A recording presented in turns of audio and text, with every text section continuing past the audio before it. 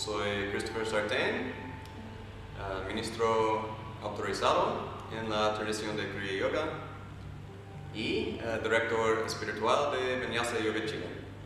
Estamos haciendo una serie de entrevistas, se llama Teorías Espirituales, y la idea es que quiero conversar sobre las similaridades entre las varias tradiciones de yoga y las varias religiones del mundo. Y estamos haciendo entrevistas con dueños de estudios de yoga, budistas, sacerdotes, personas de varias tradiciones de yoga y varias tradiciones religiosas para descubrir las similaridades entre las tradiciones del mundo. Entonces, bienvenidos. Yo estoy aquí con Leonardo Koderch, o Sher Inder Singh, su nombre espiritual. Muchas gracias por hacer esta entrevista. No, gracias a ti por darme esta oportunidad de conversar acerca del yoga y de religión y de otros temas más importantes que podemos ir ahondando durante esta hora de entrevista. Muchas gracias.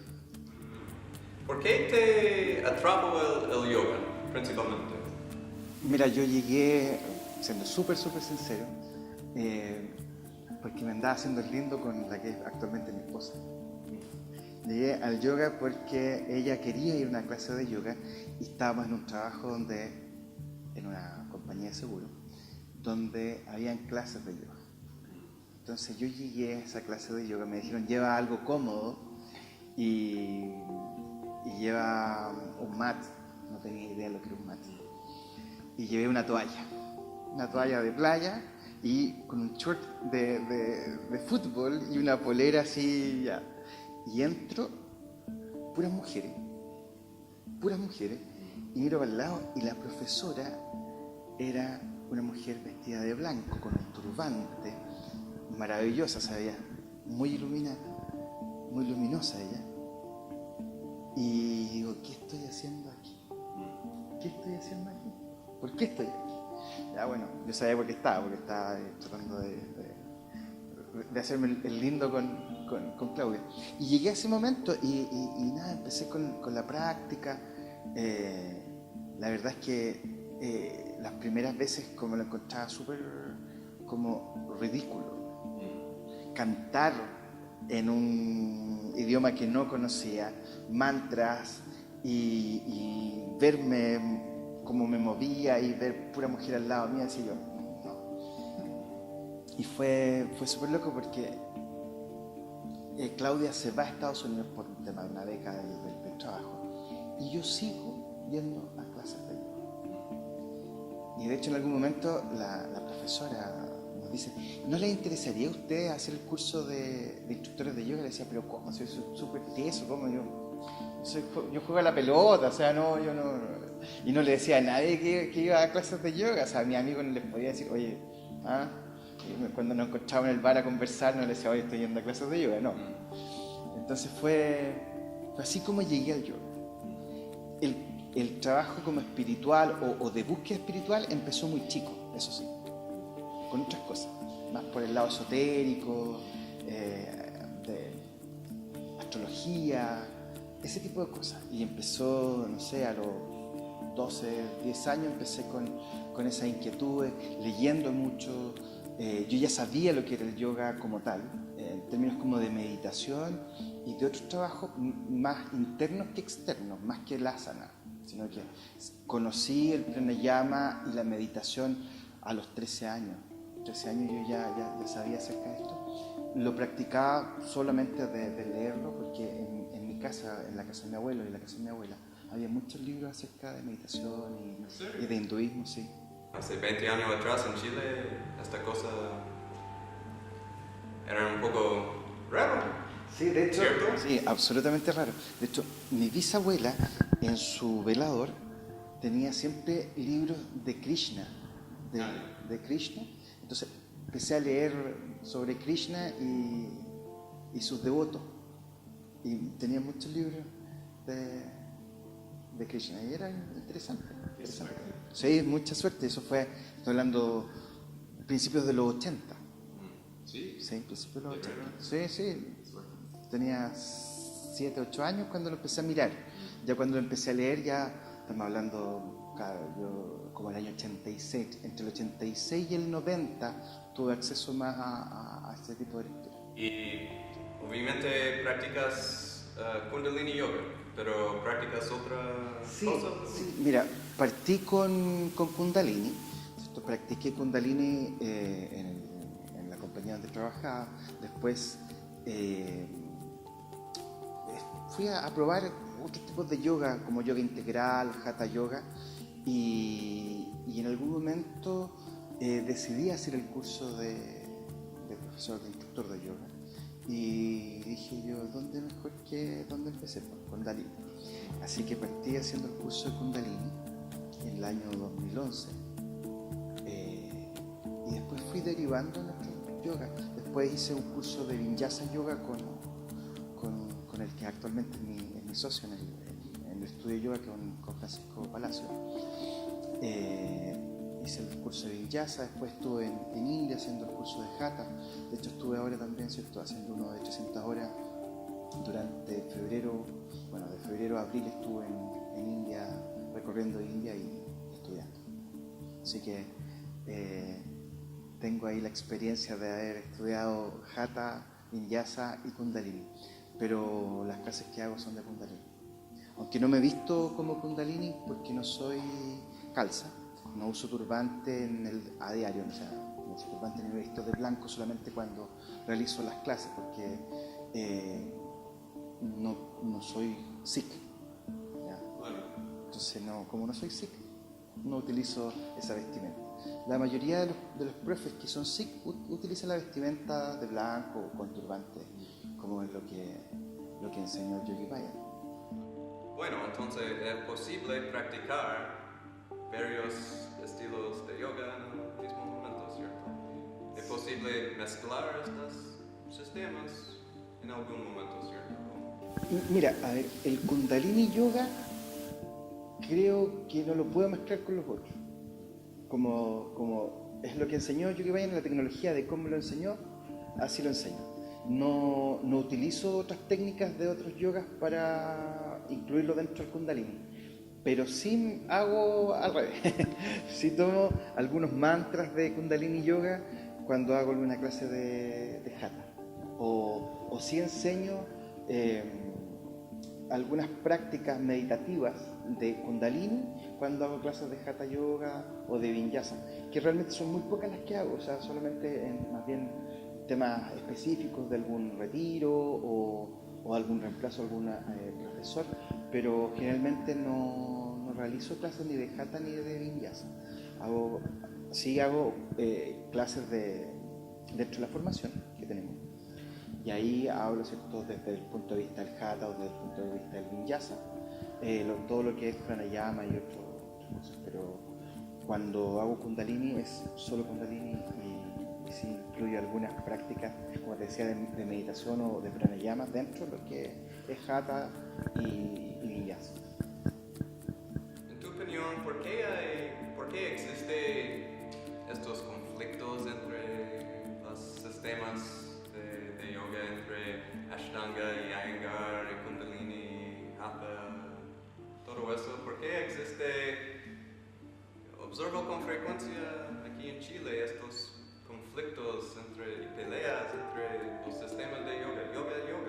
Al final, cualquier forma de yoga tiene la misma meta, ¿no? Estoy de acuerdo contigo, estoy totalmente de acuerdo. O sea, ese antagonismo que se crea tiene que ver más bien con el ego de las personas y con la defensa, en cierta medida, de la esencia de cada uno de estos yogas frente a los otros. Hay un tema de personas, porque son las personas las que entran en conflicto.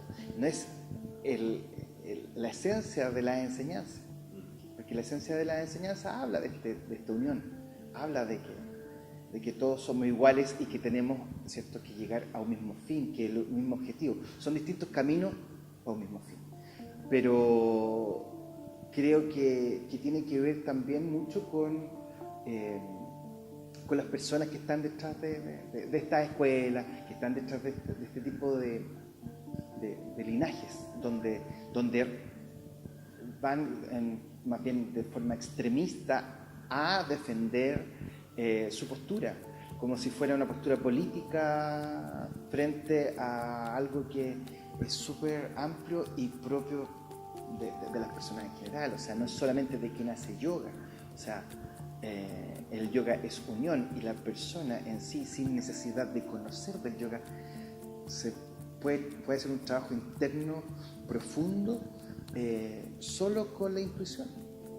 Intuitivamente la gente puede hacer eso. Lo que pasa es que acá está más bien, o en Occidente, más que en Chile, a lo mejor en Occidente en general, está más visto desde el tema de las asanas, de las posturas, de quién se puede poner la pierna detrás de la nuca. Ese es el más yogi. Entonces, quién es el más elástico. Entonces, yo siempre digo, o sea, si para eso mejor contrato a alguien que haya trabajado en el Cirque du Soleil para que haga clases de yoga. Entonces, no es la finalidad, y se lo digo también a los alumnos que están en el instructorado. O sea, la finalidad del yoga es el crecimiento, primero, tuyo como persona, el mío como persona. Y eso, ser un canal a través del cual poder mostrarle a los demás el camino o la forma en que pueden llegar a un estado de conciencia más elevado. O sea, elevar la conciencia y ser más consciente de tu entorno, de las personas, del entorno físico y espiritual, es lo importante. O sea, hacia allá es donde tenemos que apuntar más que al trabajo, tanto trabajo físico. O sea, yo no estoy en contra de las asanas, todo lo contrario. O sea, si tú sabes que tienes que trabajar tu cuerpo para estar más tiempo en estado meditativo, porque tienes que estar más elástico, para que no se duerman las piernas, para eso son las asanas. Entonces, si bien es un súper acondicionamiento físico, ese acondicionamiento físico está o tiene como finalidad la meditación, el estar mucho más tiempo en estado meditativo, estar 31 minutos tranquilo meditando sin que te pique algo, sin que te moleste algo, porque vais trabajando en los sentidos también. Entonces tu cuerpo ya está más relajado, está en un estado diferente, el pranayama se movió bastante en tu cuerpo. Entonces creo que eso hace un poco de falta. O sea, como que les enseñen bien a los alumnos también a que la conexión con su cuerpo y su mente y su espíritu, ¿no? Por ahí pasa, o sea, es esa trinidad esencial. Sí, mucha gente no sabe que el propósito de la práctica de asana es para minimizar artritis en el cuerpo como preparación para los pasos más avanzados o internos de Dharana Jnana Samadhi. Bueno, ¿por qué crees que las personas abandonan su religión para practicar yoga? Especialmente estamos hablando sobre el occidente ahora, ¿ya? ¿Por qué no mantienen su tradición religiosa y practican yoga? Bueno, en nuestro país yo creo que más del 80% de la población tiene sus bases en el catolicismo, en el cristianismo. Entonces sienten o en su entorno le hacen ver que eso va en contra de la práctica del yoga o de estas creencias orientales o estas doctrinas orientales. Se contraponen a la ideología o a la doctrina judeocristiana. O sea, tiene que ver con eso. O sea, como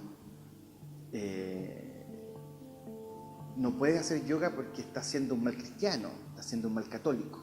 Entonces muchos de ellos, como sienten que es mucho más cercano, o sea, el Kundalini Yoga, que cierto, muchos de ellos son Sikh, sienten que esta religión, el sikhismo, es mucho más cercano a ellos que el catolicismo o el judaísmo o el islamismo. Yo conozco gente de judíos, cristianos, católicos y un par de islámicos que se han convertido al sikhismo.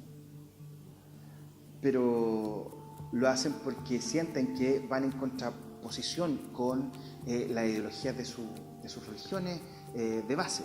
Entonces, yo creo que es eso, o sea, es un tema más bien de que el cristianismo o el judaísmo, qué sé yo, no han entendido que esto han sido igual las bases de sus propias religiones. O sea, es simplemente ver un mala es igual a un rosario. O sea, y se toma de la misma forma y está llorando de la misma forma. Entonces, hay muchas cosas que el cristianismo ha adoptado de estas religiones orientales y las ha transformado y las ha entregado. Así es. Entonces, es importante esclarecer este tipo de cosas, que la gente entienda, vaya más en profundidad a entender el por qué o por dónde nacen todas estas cosas. No quedarse en este discurso como de este discurso político casi de defender mi religión y de que si tú no estás de acuerdo con mi religión, tú no eres parte de mi entorno. Y eso habla de poca visión holista, de poca universalidad, de no entender que estamos todos aquí y somos uno mismo. Y lo que está dentro está afuera y viceversa. O sea, lo que hay afuera está dentro mío. Ese es Dios. O sea, todo es Dios, todo lo que está dentro. Tengo otra teoría también. ¿Ya? Y vamos a ver qué opinas tú, ¿ya? Observo en el occidente en este momento que hay una vergüenza sobre nuestro patrimonio europeo por el colonialismo y esclavitud y todas estas cosas de Europa. Y creo que hay algo, no sé, subconsciente en la persona del occidente. Y es posible, es mi teoría nomás, que es posible que gente en el occidente tiene esta vergüenza subconsciente sobre su patrimonio occidental, patrimonio europeo. Y por eso a veces personas quieren buscar algo exótico de otro país, otra religión, otra tradición que no es de Europa. Sí, yo creo que pasa por ahí también, o sea, porque, a ver, todas estas colonizaciones que se hicieron en nombre de Dios, Claro. de ese Dios que era propio del catolicismo, cometió muchos errores, y esos errores fueron vidas humanas. Sí. Exterminar tribus completas, tratar de minimizar al máximo posible todos los aborígenes de Sudamérica, o llevarlos de vuelta a Europa, o mostrarlos en Europa como un animal, como un, no sé. O sea, la verdad es que efectivamente, o sea, se cometieron muchos errores, atrocidades, la verdad. Sí, pero la cosa es que a veces pretendimos que nada malo pasa en India. Claro. Con su sistema de castas, la pobreza, el clasismo. Las mujeres en India no tienen los derechos que las mujeres en el occidente tienen. Hay muchas cosas buenas de Europa, la democracia, las leyes, igualdad de las mujeres. Y, en otra palabra, no todo de Europa es malo y no todo de India es bueno, ¿cierto? No, absolutamente. O sea, es que Y sí. además, en realidad nuestra práctica de yoga moderna, especialmente Ashtanga, Iyengar, Vinyasa, esta cosa, es una mezcla de gimnasia europea con posturas super antiguas de India, ¿cierto? Entonces, Sí, o sea, pero de hecho, si Ashtanga, Iyengar, Vinyasa nacen de Krishnamacharya, estamos hablando de 100 años atrás, Claro. no más, eso es la tradición. Entonces la gente como que habla de esta tradición del yoga desde India y desde Krishnamacharya, o sea, 120 años atrás, con suerte. Y de ahí estamos hablando de otros que pueden ser que tengan unos 150. claro. Esas tradiciones son así como, oh, esto es yoga y nada, o sea, hay que leer, hay que informarse, hay que profundizar. Recomiendo leer el libro The Yoga Body por Mark Singleton. Tiene toda la historia de esta mezcla de gimnasia europea con asana de India.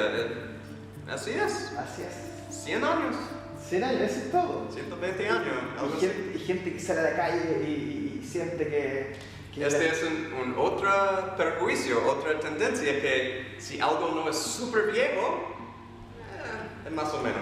Claro. Si algo es moderno, si algo es viejo, es súper bueno. Si algo es moderno, es más o menos. ¿Y por qué? Mi celular, fantástico. Sí. El Uber, fantástico. Netflix, fantástico. Tecnología. Entonces, ¿por qué si algo es moderno es malo? No entiende esta... O sea, mira, en este momento, algo moderno sería Bikram. Es lo más moderno que tenemos. Sí, Lo más moderno, y hay gente que le gusta y le sirve. si funciona, funciona, ¿cierto? Claro, si te funciona. No importa si Si tiene te- 100 años o 1000 años o 2000 años, no importa. Si te funciona a ti y tú estás contento y eres feliz con eso, hazlo. Porque son distintos estados de conciencia. O sea, no es necesario que él, que hace Bikram, conozca de mantras, que haga meditación, porque no está en su momento de vida para llegar a ese estado de conciencia mayor que se puede llegar, ¿cierto?, a través de estas prácticas. Entonces, es la libertad de elegir y de sentir de acuerdo a como tú quieras. Pero tampoco es como casarse con algo, porque yo hoy día puedo ser de una tendencia política muy de izquierda. Me pasan un par de cosas y tal vez después pienses que soy más de centro. ¿Ya? Entonces, o al revés, y te van, porque en base a la experiencia, tú también vas tomando una postura, una posición frente a la vida. Sí. Y es tu desarrollo personal el que hace que observes ciertas situaciones o ciertos movimientos de una u otra forma. Si Bikram te hace bien, súper. Estoy de acuerdo. Si Kundalini te hace bien, perfecto.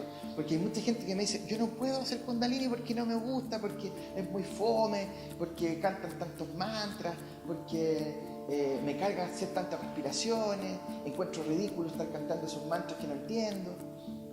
Perfecto.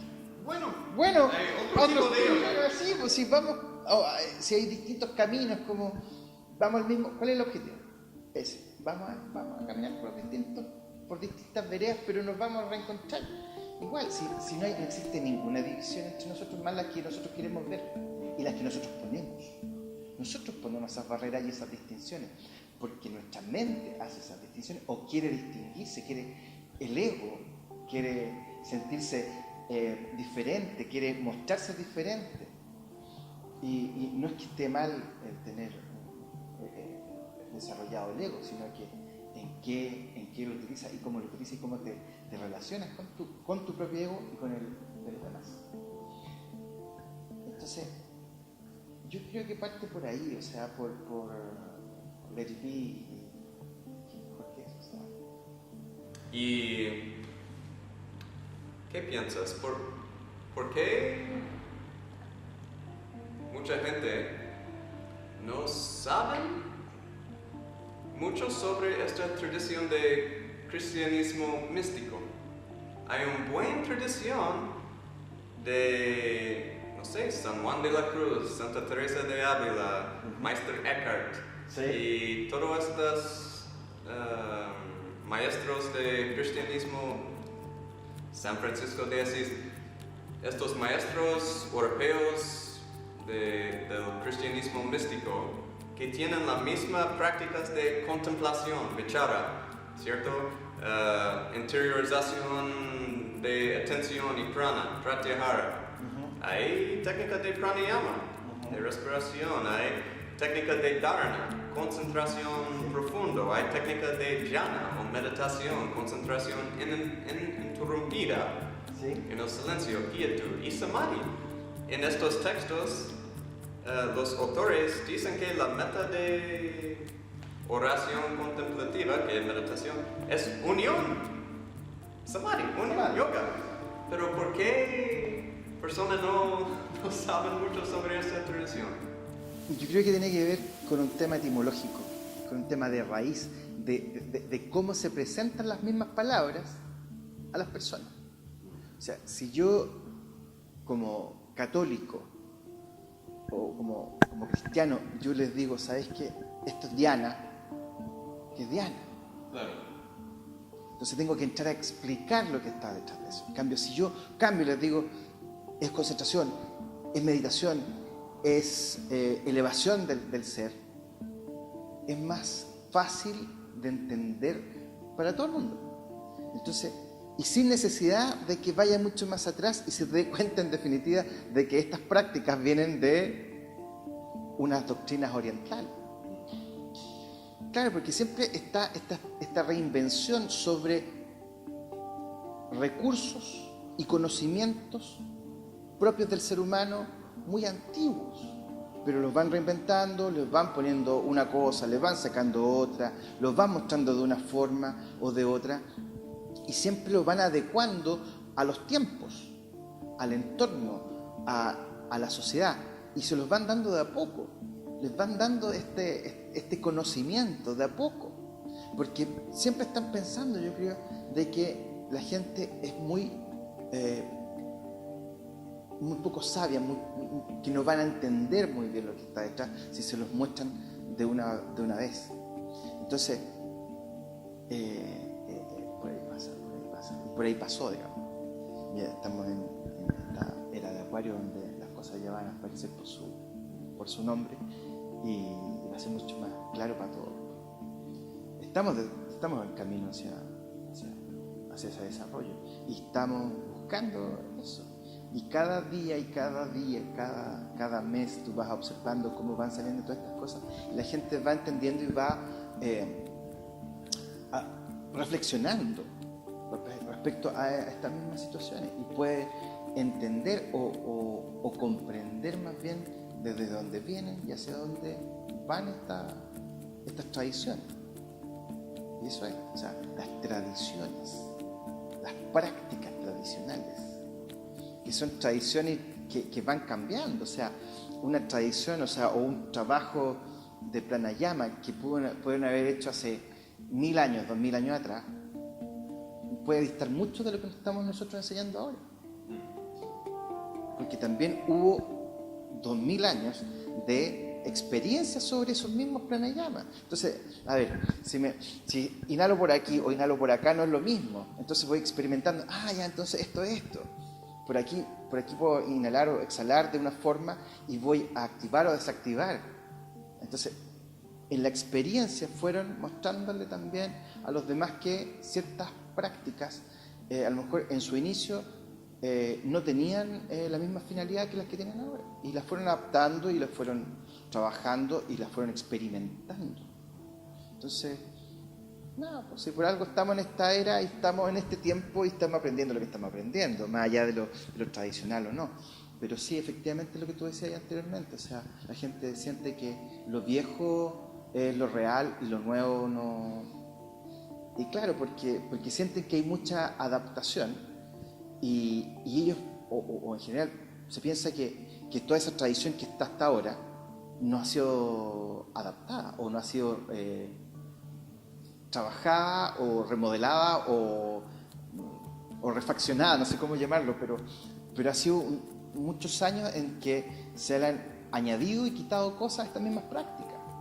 O sea, yo creo que un yogi de hace 1000 años, 1500 años atrás, nos ve a nosotros y es, ¿qué están haciendo estos tipos? Claro. Probablemente sí. Y no, pero existe la tradición, esto es lo que viene de ustedes, ¿no? O sea, ¿me entiendes? O sea, es súper simple, o sea, Buda no quería que se hiciera una religión de él. Y así tanto muestro. ¿Se puede ser ateo y practicar yoga y meditación? ¿Qué opinas? Bueno, entendiendo que el ateísmo es sin Dios, es no Dios, y era en algún momento era peyorativo, era como menospreciar a alguien que fuera ateo. O sea, estas personas no tienen Dios, como en Roma, en Grecia. Pero después se fue entendiendo esto como una postura frente a la vida, de decir, no tengo Dios y no creo en la existencia de alguien fuera de mí. De ahí nace el humanismo, el escepticismo y otras corrientes. Sobre todo como después de la Revolución Francesa o en el tiempo de la Revolución Francesa con el libre pensamiento. Entonces, piensa o cree en lo que quieras creer. Y el ateísmo es creer en que no existe... Es una creencia. Es una creencia. Entonces, finalmente, es negar algo que existe, porque estás negando algo que existe. Porque si no existiera, o pensaras que no existe realmente, no necesitaría esa postura. Porque claro, la negación es sobre algo que existe, o la afirmación es sobre algo que existe.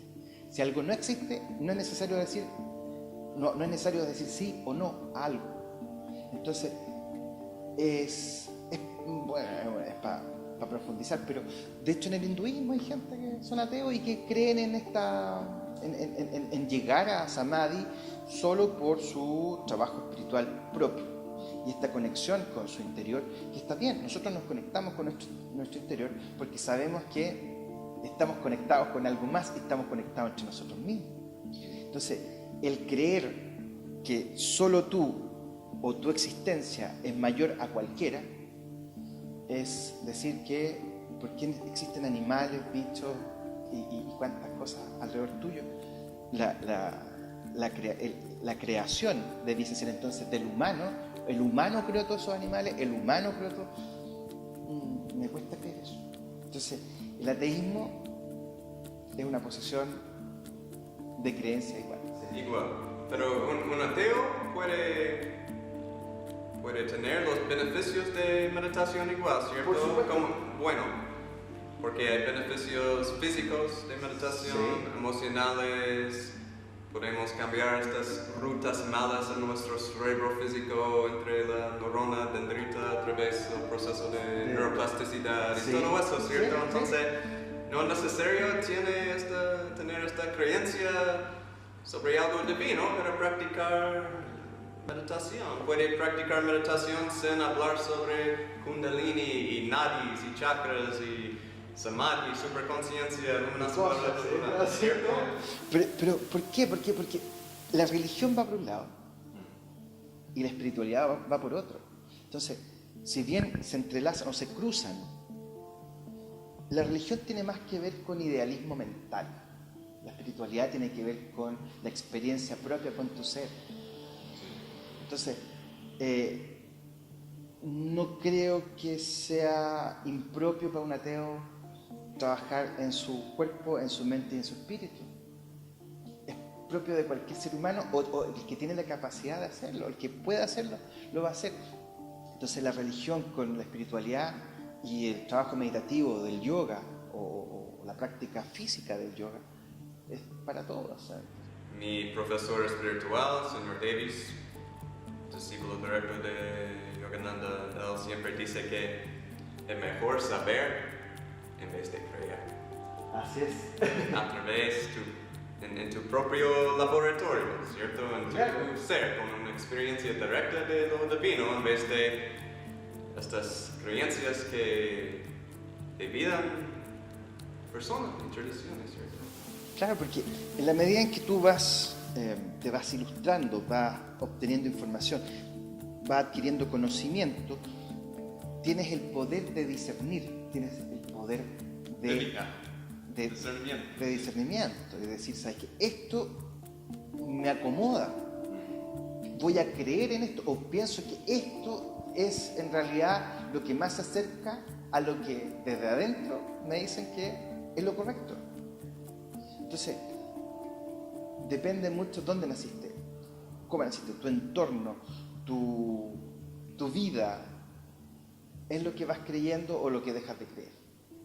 Y el conocimiento y el adquirir conocimiento, el leer, el ilustrarse, es lo principal. O sea, la educación en definitiva.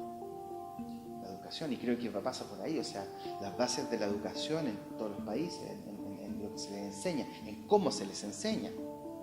Es el tema. O sea, tiene más relación con la educación. Ya, muchas gracias, Leo.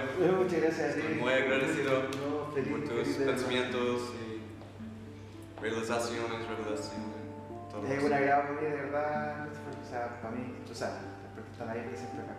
Y recomiendo visitar el espacio de Leo aquí en el drugstore en Providencia, Mahatma Yoga y su tienda Portal Yoga. ¿Ya? Muchas gracias. Muchas gracias.